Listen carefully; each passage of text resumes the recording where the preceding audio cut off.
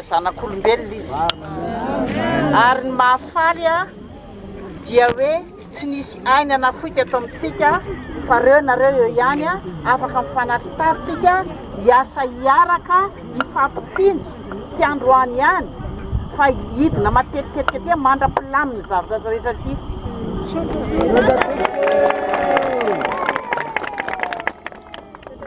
zay ny mahareniny reny ary zay mahatonga anareo miantso hoe ino neny fa tonga dia mitondra reo mpiara-miasa fa tsisy olona mahavita tena irery fa miaraka amin'ireo mpiara-miasa rehetra izay tena nalahelo izay tena hoe andaotsika hidina fa efa be koa ny nidina fa ny antsika dia hijery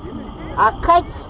ny zavatra mandroan'ny vahoaka inona ny tena ho atao ontsy ery nahita an'ireo takizy mbola be dia be ireo tsy mandeha mianatra nga nareo fa tsy mianatra rakizy misy mbola tsy mianatra tsika koa manana didy ireo ny taranaka faramandidy ireny ho avy vahoaka malagasy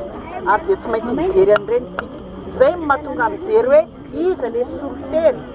andeha anaraka anay ho any amin'ny lapan'ny tanàna azahoana mifampidingy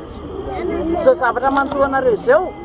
dia hitako hoe tsy zavatra mandalo zao fa misy zavatra tetika maharitra tokony ataotsika momba ny reny momba ny ankizy momba n'ireo nandalo teo zao dia be dia be kaina eo ankizy tsy miasa izany koa jerena akaiky manan-karena vahoaka amin'ny malagasy fa anjara zay mitondra ety ambony ety mijery azy marina ve ka zao betsaka ny zavatra hoentina mampiseho firaisan-kininareo mahaiza mizara tsara raha misy zavatra tsy mety aza misalasala miakara eny aminay eny olona enanareo dia matoky hoe mahay mirahina tsara ianareo mampiseho fahendrena ary dia zao ny fotoana tonga ny fotoana azahoantsika manambatra ny hery azahoantsika miala amin'izao fahantrana izao malahelo be mihitsy mahita ino ty fako be ry ity fa rariva dia rariva dia ho avy ety ny mpamonomoka satria be moka be ve ho avy ety ny mpamonomoka dia efa nomboka isy asa imo atao zany eo fa avy eo mbola hiverimberina aty